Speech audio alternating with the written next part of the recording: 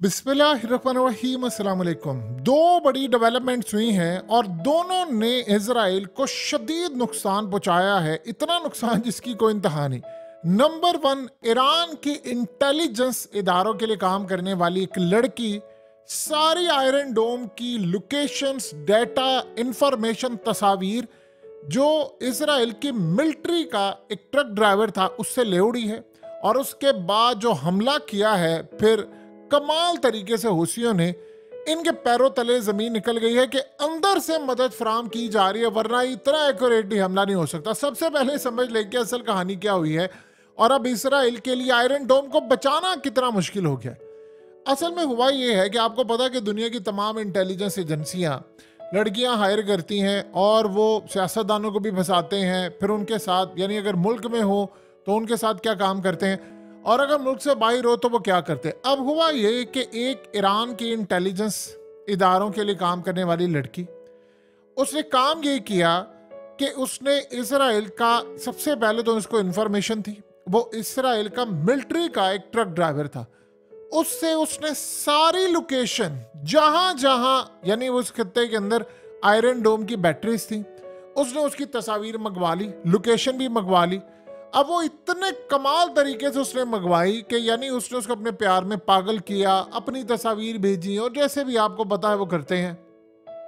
कहानी ये होती है, जो इंटरेस्टिंग मामला है कि उसने उसके ट्रैप में आ गया और वो उसको सेल्फीज भेजता था। तो वो कहती नहीं सेल्फी नहीं है, तुम पीछे खड़े होकर दो, मुझे बड़ा खूबसूरत व्यू है, दिखाओ फलाना। वो यानी उसे एक तरीके से उसको इतना पागल बनाया और उसको इतना बेवकूफ़ बनाया कि वो बता रहा कि ये देखो ये क्या, उसने कहा ये क्या चीज़, उसने कहा ये आयरन डोम है, ये पता है कि इसने हमारी हिफाजत किया है। और वो चूंकि इजरायली बनी हुई थी और वो प्राउड, ये वो उसने कहा मैंने कभी देखा नहीं ये कैसा होता है क्या। वो सारी की सारी लोकेशन दाएं बाएं ऊपर नीचे से करके उसने आयरन डोम की जहां जाके, फिर उसने पूछा कि अच्छा ये और कहां पर होता है। अब ये सारी सूरत हाल में वो जहां जहां जाता रहा उसने वहां पर लोकेशन उसकी भेजता रहा, फिर उसके यानी जो मिलिट्री इक्विपमेंट्स हैं। अब करते करते उसने इतना ज्यादा डाटा भेज दिया कि जब बाद में पता ये चला, यानी वो तस्वीर उतारा क्योंकि वहां कैमरे लगे थे और ये तमाम चीजें, जब इसराइल की इंटेलिजेंस एजेंसियों को पता चला, उसने तहकीक की तो पता ये चला कि वो जो लड़की का अकाउंट था वो ईरानी थी। अब ये उनको नहीं समझ आ रही कि क्या उसके पीछे कोई लड़का था या कोई वो वाकई लड़की थी, ये अभी तक इनको नहीं पता। उन्होंने कहा बहरहाल वो पीछे ईरानी निकली है और ये असल में वो हमेशा कहेंगे जी उसके पीछे वो मर्द था, फलाना था। इनको नहीं पता कि ईरान उनसे वो इंफॉर्मेशन निकाल कर लेगा है जो उनके यानी वहमो गुमान में भी नहीं थी। देखिए एक बात ज़हन में रखिएगा, ऐसा नहीं अब हो सकता कि आप आयरन डोम को उठाकर कहीं और ले जाएं। लेट से आपने एक अड्डा है, फौजी अड्डा है, वहां पर आयरन डोम लगाया हुआ है, जाहिर सी बात है आपने उसकी हिफाजत करवानी है। अब ये तो नहीं है कि उसकी बजाय आप उठाकर कहीं और ले जाएं। अब सबसे बड़ा मसला ये पैदा हुआ है कि एग्जैक्ट लोकेशन कहां पर ये हो सकता है, कहां पर नहीं हो सकता। ये असल में इतनी ज्यादा खतरनाक इंफॉर्मेशन थी कि उनका मीडिया इस वक्त सर पकड़कर बैठा हुआ है और वो कह रहे हैं कि क्या तरबियत की है हमने अपनी फौज की और क्या तरबियत की है हमने अपने लोगों की कि हम अपना डाटा नहीं बचा सके, अपनी इंफॉर्मेशन नहीं बचा सके और ईरान हमारी इंफॉर्मेशन लेकर चला गया है। और इतना खतरनाक मामला हो गया कि उनको पता चल गया है कि आयरन डोम की बैटरीज कहां पर है, कहां नहीं। अब वो दोबारा जब हमला करेंगे तो वो पूरी तरह तबाही करेंगे। और एक और मजे की बात यह है जो सबसे इंटरेस्टिंग है कि उन्होंने खाली यहां से नहीं की, उन्होंने और भी कई फौजी जो हैं उनको बसाया हुआ है और वो इसराइली बनकर बात करते हैं। देखिए अब है आर्टिफिशियल इंटेलिजेंस का दौर, आप कुछ भी बना सकते हैं। तो उन्होंने इतना खतरनाक काम किया, इससे उनके पैरों तले जमीन निकल गई है कि हमारा डाटा, यानी एक मिलिट्री का ट्रक ड्राइवर जो है उसने सारी की सारी इंफॉर्मेशन निकाल दी जिसको ईरान शायद अरबों रुपया देकर भी ना निकाल पाता पाकिस्तानी। यानी उसके लिए आपको पता नहीं कितने मिलियंस ऑफ डॉलर देने पड़ते हैं और वहां पर ईरान में जश्न मनाया जा रहा है कि वो ऐसी इंफॉर्मेशन निकाल कर ले हैं बगैर इसराइल जाए। यानी आप ये सोच लें कि अब ईरान के लिए उसको, सोचे ना, ईरान को पता था कि निवातम एयर बेस यहाँ पर है, यहाँ हमला करना है। असल में आयरन डोम को बीट करना आपको जब पता चल जाए, इनको एक फार्मूला पता चल गया है कि आयरन डोम को बीट कैसे करना है और वहां पर उसको बाईपास करते हुए हमला कैसे करना है।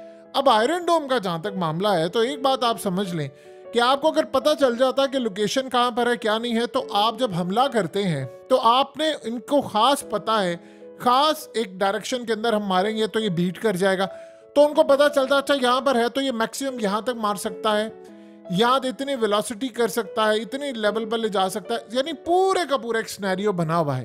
तो अब उनको इंफॉर्मेशन सारी पता चल गई है। एक छोटा सा काम और ये दाद देनी पड़ेगी ईरान की को इन्फॉर्मेशन निकाल कर ले आए, और इजराइल के अंदर इतना गुस्सा है, इतना गुस्सा है, अगर वो इस खबर को दबाना चाहते वो दबा देते, लेकिन वो बता ये रहे हैं बाकी फौजियों को भी कि भाई हमें जिनका पता है वो तो ठीक है, जिनका नहीं पता वो सुधर जाए कि ये पीछे ईरानी है। अब मसला ये है कि बहुत सारी गर्लफ्रेंड इजरायली है, ये भी नहीं उनको पता कि भाई वो पीछे जो हमसे इंफॉर्मेशन, देखिए कोई वैसी फौजी होता है वो तस्वीर भेज देता है, अब उसको नहीं पता कि यार मुझे ऑनलाइन जो मुझे गुफ्तगू कर रही है या व्हाट्सएप पर या टेलीग्राम पर किसी जगह पर बातचीत कर रही है, तो वाकई वो लड़की है या नहीं है। वो गुफ्तगू भी फ़ोन पर करती है, मैसेजेस भी जा रहे हैं, ऑडियो मैसेज भी जा रहे हैं, और सारे का सारा डाटा ले उड़े, और ईरान में जश्न मनाया जा रहा है। और मज़े की बात यह है कि ईरान की इंटेलिजेंस एजेंसी ने खबर नहीं ब्रेक की, वो बेवकूफ़ थोड़ी है, ये खबर इसराइल ने ब्रेक की, ये बताने के लिए कि बाकी जो यानी जो लोग हैं, एक तो उन्होंने ये बताया अपनी फौज के, अब वो सबको तो नहीं कह सकते, तो उन्होंने ओपनली बताया कि आप अगर मुझसे कोई बातचीत कर रहे तो तर्क करते बातचीत। अब ये तो हो गई डेवलपमेंट। अब उसके साथ आते हैं जो होशियों ने काम किया है। ये जब सारा काम हो रहा था तो होशियों ने अमेरिका के डिस्ट्रॉयर पर हमला कर दिया है, और साथ उन्होंने इजराइल का एक शिप जा रहा था जो तबाह कर दिया। अब मजे की बात देखिए जरा, अमेरिका के डिस्ट्रॉयर पर हमला हुआ है, अमेरिका रोक ही नहीं पाया, और इजराइल के शिप पर हमला हुआ है, इजराइल नहीं रोक पाया, अमेरिका के जहाज तो पास थे। तो दो चीजें हुई ना। सबसे पहली बात यह है कि एक तो वो रेड सी से गए नहीं है, जो मजे की बात यह है, और कहां पर है, गल्फ ऑफ एडन में, अरेबियन सी में है, जिस जगह पर अब उनको इजरायली नजर आते हैं वो किसी का भी इलाका है। देखिए जो इंटरनेशनल वाटर्स होता है वो किसी के बाप का इलाका तो नहीं है। ओजियो ने कहा भाई ठीक है आप गुजार कर दिखाएं, आपके बाप में जरूरत है तो आज रेड सी से गुजार लें फिर, तो ये नहीं गुजारते थे। अब उन्होंने असल में हुआ कि आप जरा गौर करें क्या कमाल चीज है, कितने दिन बाद आपको पता ये चला है कि ये सारा काम हुआ है, काफी अरसे के बाद, क्योंकि होशियों ने इतना कोऑर्डिनेट वो कर रहे हैं ईरान के साथ, इतना ज्यादा कर रहे हैं कि असल में कहानी ये है कि पिछले काफी अरसे से उन्होंने कहा जी हम बाद में करेंगे हमला, पहले ईरान को करने थे। तो ईरान को हमला करने के चक्कर में उन्होंने अपनी फौजें वापस बुला ली थी। असल में हुआ ये था कि ईरान का एक जो शिप था वहां पर जो सारे इंटेलिजेंस मालूमात देता था, खबर ये आई थी, ईरान को पता ये चला कि इजराइल उसको उड़ाने के लिए आ रहा है। अगर वो उड़ा देता तो हूसियों को इन्फॉर्मेशन ना मिलती। उन्होंने पूरा प्लान किया। ये लोगों को शायद समझ आती है कि भाई ये छोटे मोटे हमले, ये बड़े हमले करने की कोशिश थी। ईरान अपना वो शिप वापस ले आया और उसने लाकर अपने समंदरों में ले आया और उसकी हिफाजत कर रहा था। फिर उन्होंने कहा अच्छा अब हम काम ये करते हैं कि पहले इसराइल को निशाना बनाते हैं। इसराइल को निशाना बनाया तो आपने गौर किया एक बात, पिछले 14-15 दिनों से हूसियों के बारे में खबरें आना बंद हो गई कि जी उन्होंने ये शिप तबाह किया, वो शिप तबाह किया, क्योंकि वो इंटेलिजेंस जो शिप था जिसको उड़ाना था ईरान उसको बचा कर ले गया। हमें ये लगता है और दुनिया को ये लगता है कि नहीं यार ये तो ऐसी बात है, वो वैसी बात है, वो उन्होंने नहीं किया, उन्होंने 14-15 दिन हमला नहीं किया। देखिए इसराइल ने कई हमले करने की कोशिश की है, वो सारे ऑलमोस्ट नाकाम हुए हैं। ये शिप उड़ाने के लिए वो आए थे, नहीं उड़ा पाए। फिर वो ईरान की न्यूक्लियर फैसिलिटीज तबाह करने के लिए आए थे, नहीं आ पाए। फिर उसके बाद उन्होंने ईरान पर मिसाइल दागने थे, नहीं दाग पाए।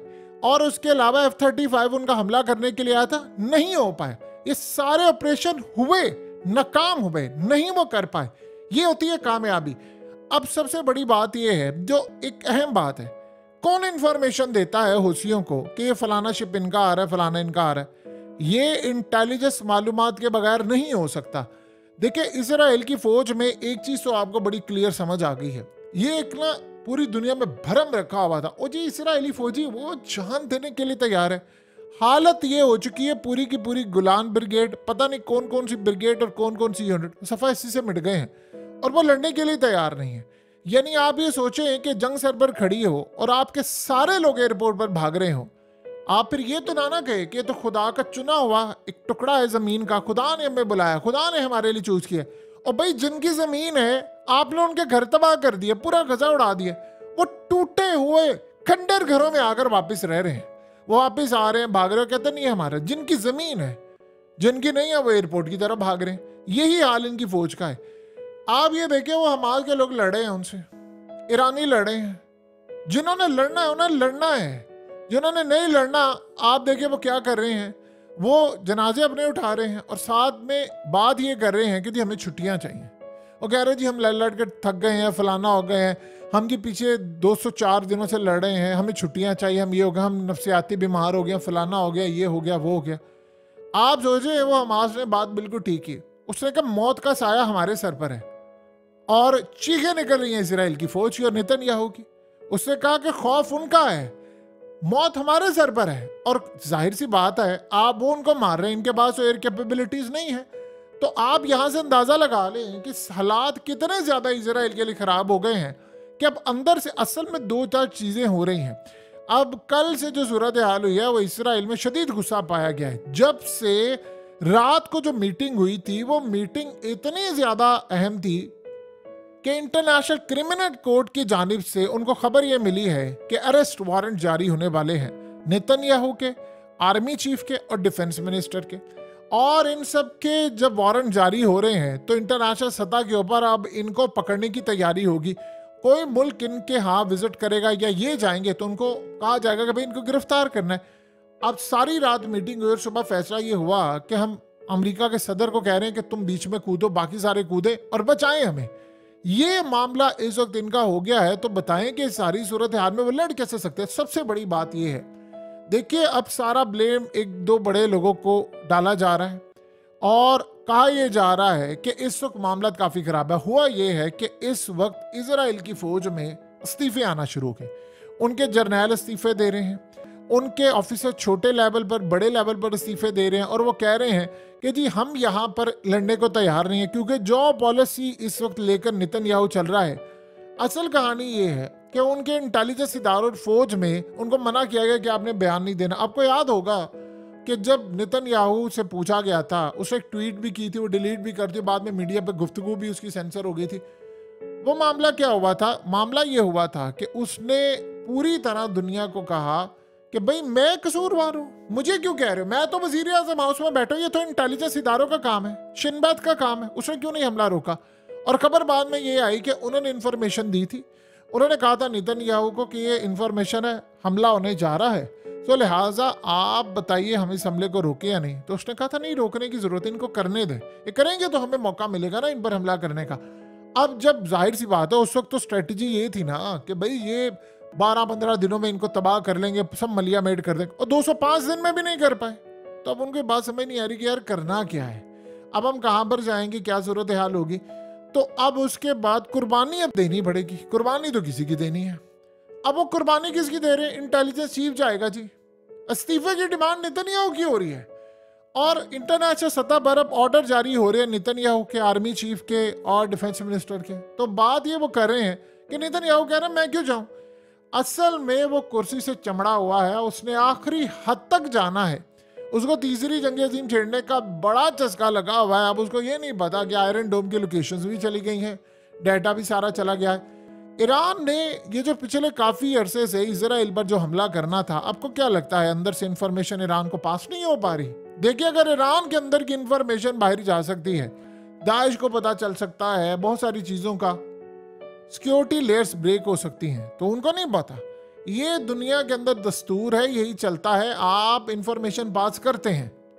नेतन्याहू को ये लग रहा है कि जर्नैल और निचली सतह के जो लोग हैं वो इंफॉर्मेशन निकाल कर आगे देते हैं ईरान को। ये जो हालिया हमला हुआ था उसमें बहुत सारी इंफॉर्मेशन इतनी एक्यूरेट थी ईरान के पास, इतनी ज्यादा एक्यूरेट थी, वो कह रहे हैं कि अंदर के फौजियों ने निकाल कर दी है। वो इसलिए क्योंकि वो जंग नहीं चाहते, वो चाह रहे हैं कि हम ये जंग हार रहे हैं तो ये जंग यहाँ पर खत्म करें। नेतन्याहू ने कहा भाई मैंने खत्म नहीं करनी। देखिए वहां पर आर्मी तो नहीं ना सब कुछ है कि जिसका आर्मी चीफ का दिल किया वो पूरा मुल्क ही उसने कंट्रोल किया हुआ है, वहां पर ऐसा नहीं है। वहां पर सियासतदान है, जवाब देना पड़ता है। और नेतन्याहू को ये पता है कि जैसे मैं यहाँ पर गया तो मेरा खेल खत्म हो जाएगा। सो अब कहानी ये पैदा हो गई है, उनके लिए मसाइल इतने ज्यादा हैं कि फौज में ये मामला खराब हो गए हैं। फौज वहां पर इतनी ज्यादा नाराज है कि वहां पर ऐसा नहीं है कि वो टेक ओवर कर लें, वो रिजाइन करना शुरू हो गए हैं। अब निचली सतह के जो फौजी हैं वो कह रहे थे हमें छुट्टियां चाहिए। हालत ये हो चुकी है कि जिन लोगों को उन्होंने बाहर हैं, इजराइल से बाहर लाखों के हिसाब से तो मुल्क छोड़ गए हैं, उनको कह दिया वापस आए फौज में सर्व करें। वो कहते हैं जा काम करो जाकर, हम क्यों वापस आए। ये इस वक्त हालात इसराइल में पैदा हो गए। बड़े इंटरेस्टिंग टाइम में हम जी रहे हैं। देखिए 2 चीजें हैं इसराइल की बरतरी रही है एयरफोर्स की, इसमें कोई दो राय नहीं। ये जो फौजें होती हैं इनकी बड़ी ताकतों की, इनमें काबिलियत नहीं होती लड़ने के लिए। ये याद रखिएगा, ये सिर्फ एक भ्रम होता है, मीडिया स्ट्रेटजी होती है, हम ये कर लेंगे वो कर लेंगे। आज अगर सिर्फ 1 या 2 डिफेंस सिस्टम हमास को मिल जाते हैं या दूसरी ताकत से, मुसलमानों ने एक गलती की, उन्होंने अपनी फोर्सेस जो तगड़ी थी, याद रखिएगा एयर कैपेबिलिटीज, वो नहीं बढ़ाई। वो बढ़ाई होती तो देखिए क्या हाल होता। आपने गौर किया हूसियों के पास एक चीज आ गई है, उन्होंने एंड से एंड बजा दी है, वो है एयर कैपेबिलिटीज।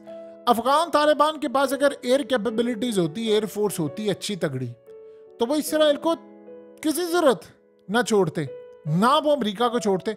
ग्राउंड पर उनके लड़ने वाले बड़े तगड़े थे और उन्होंने 20 साल लगा दिए। हमास ग्राउंड पर लड़ रही है, यमनी ग्राउंड पर भी लड़ते हैं। अब उनके पास, यमन के पास, आपने गौर करें कि एयर फोर्स की कैपेबिलिटी आ गई ईरान से, क्या हाल वो करें। ईरान की एयर कैपेबिलिटी ज्यादा है तो देखिए उन्होंने इसराइल तक दाग दिया मिसाइल और तमाम चीजें। सो अब अगला निशाना जो है वो आयरन डोम का है। आयरन डोम तबाह होगा जब अब इसराइल हमला करे। फिर देखिए इनकी लोकेशंस आ गई हैं, तो वो इन पर जब हमला करेंगे तो ये कहेंगे कि अंदर से किसी ने इंफॉर्मेशन दी है। अब ये असल में मानते भी नहीं है कि ईरान इस काबिल है, वो कहते हैं अंदर से इंफॉर्मेशन दी है, चले यही से अंदर से दी है। तो भाई आप अपना अंदर बचाए ना। आपके मर्द लड़कियों की तस्वीरें दे दे कर और साथ उसको, यानी आप सोचिए उसको कहती है, वो लड़की कहती है सेल्फी लेकर भेजो, सेल्फी। उसने कहा नहीं मजा नहीं आया, तुम प्यारे लगते हो अगर दूर के एंगल से लो। वो बेवकूफ है, उसने कहा ये पीछे क्या आयरन डोम है, वाह इसको जरा करीब करके लो, ये बड़ी प्यारी लगती है। तो वो और चौड़ा हो गया, उसने सारी इंफॉर्मेशन निकाल।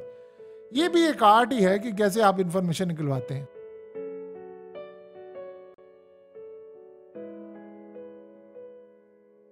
हकीकत टीवी को सब्सक्राइब करना मत भूलें, वीडियो को लाइक करें, शेयर करें और कमेंट सेक्शन में अपनी राय का इजहार जरूर करें।